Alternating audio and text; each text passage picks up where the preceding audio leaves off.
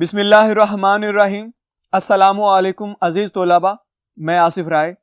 अजीज़ तोलबा, हमने गुज़िश्ता लेक्चर में भी मज़ामीन पढ़े थे और उनकी तफासील में जाके हमने बात की थी। हमने कुछ हवाले भी उनके किए थे और आज भी हमारे पास मज़ामीन हैं। आज के लेक्चर में भी हमने मज़मून पढ़ना है, तो आइए चलते हैं बोर्ड की जानिब और देखते हैं कि आज कौन सा मज़मून हमारे पास मौजूद है जिसे हमने ज़ेर बहस लाना है।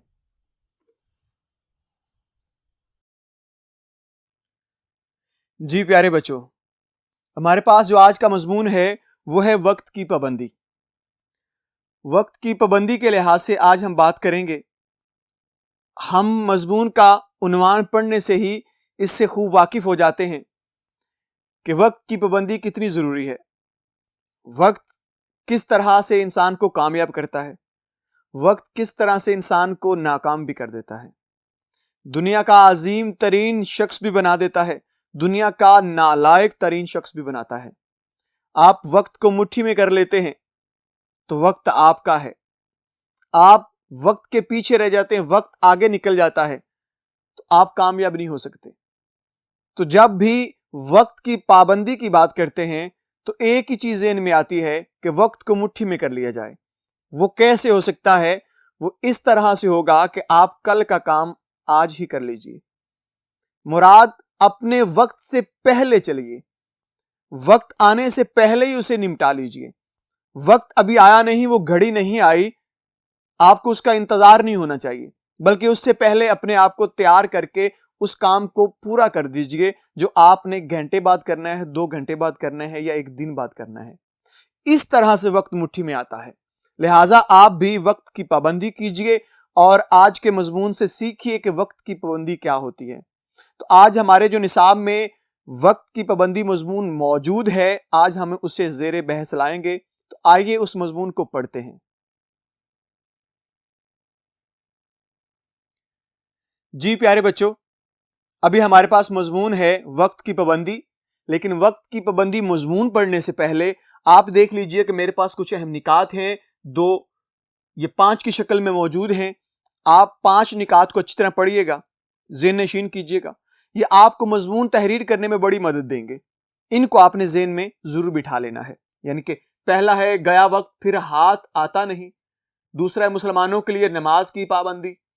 तीसरा है निज़ाम कायनात का पाबंदी वक्त करना। चौथा है पाबंदी वक्त कामयाबी की ज़ामन। और 5वां है तलीमी मैदान में कामयाबी। ये 5 निकात थे जो आपने ज़हन नशीन करने हैं। आइए हम अपने मजमून को पढ़ लेते हैं जो हमारे निसाब में मौजूद है।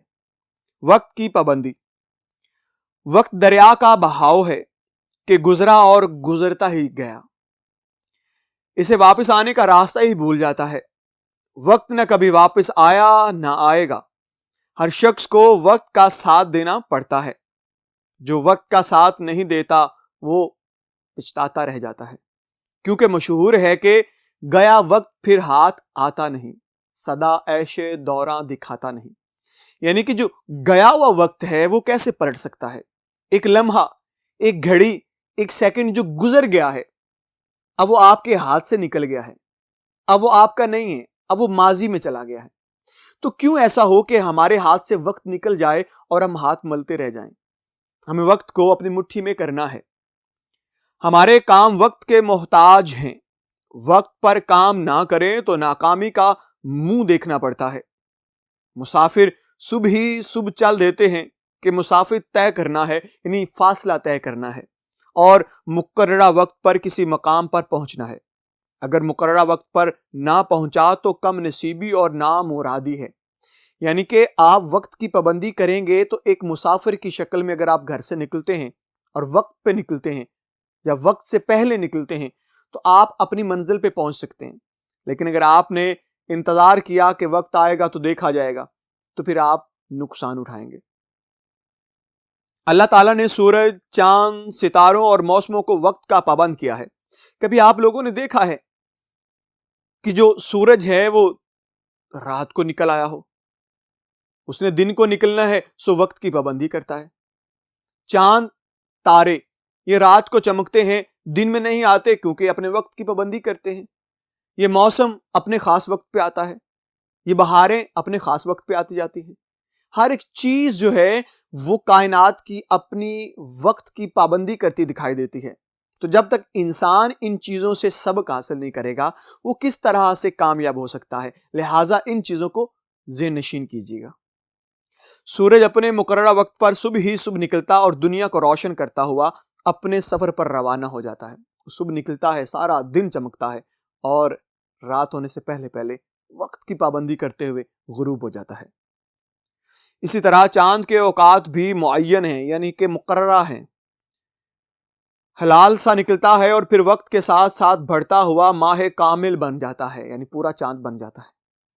موسم بھی ایک مقررہ وقت پر آتے ہیں. باغوں کے پھل پکتے ہیں، کھیتوں کے اناج کی خبر لیتے ہیں، سبزیاں اگاتے پکاتے اور گزر جاتے ہیں. گرمی کے موسم کی فصلیں گرمی کی محتاج ہیں اور سردی کے موسم کی فصلیں سردی کی حاجت مند ہیں. رات اور دن بھی وقت کی پابندی کے ساتھ آتے جاتے ہیں. یعنی کہ آپ دیکھ لیجئے ہر موسم میں ایک پھل علیحدہ ہے، ہر موسم کا اناج علیحدہ ہے.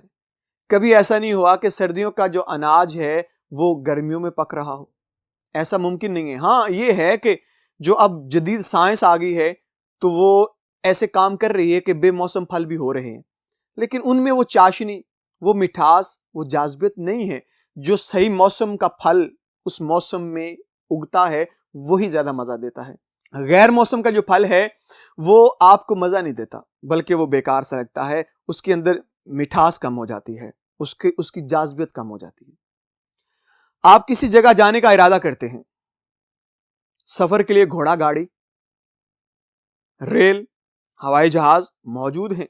آپ نے ٹکٹ خرید لیا ہے، مگر جب تک آپ وقت کی پابندی کرتے ہوئے اڈے یا اسٹیشن پر نہ پہنچے آپ کہیں نہیں پہنچ سکتے.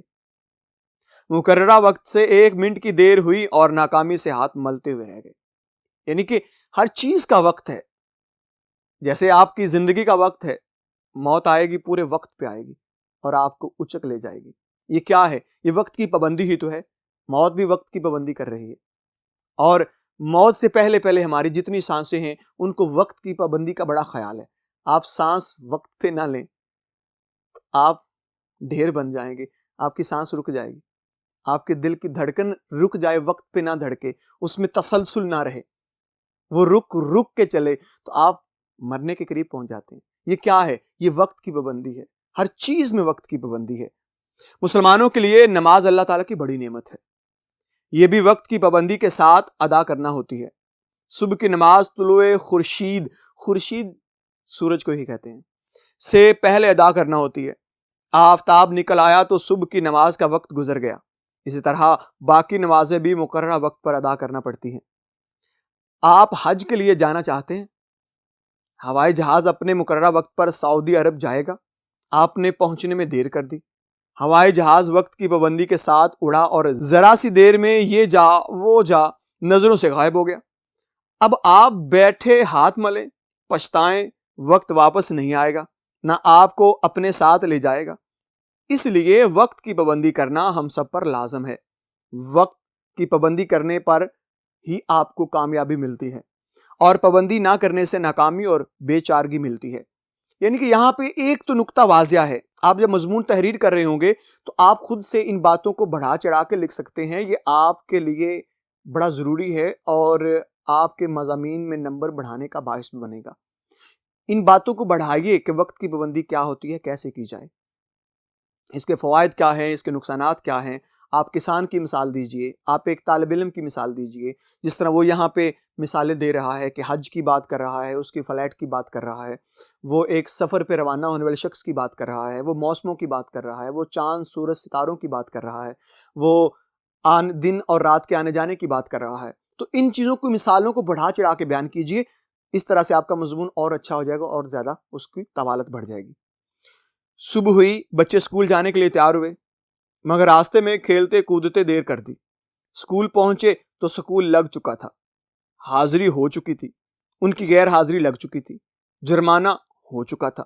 اگر یہی بچے وقت پر اسکول پہنچ جاتے تو نہ انہیں استاد کی جھڑکیاں سہنی پڑتی، نہ جرمانہ ہوتا، نہ سبق میں پیچھے رہ جاتے اور نہ دوسرے لڑکوں سے پڑھا ہوا سبق دہرانے کے لیے خوش آمدید کرنا پڑتی.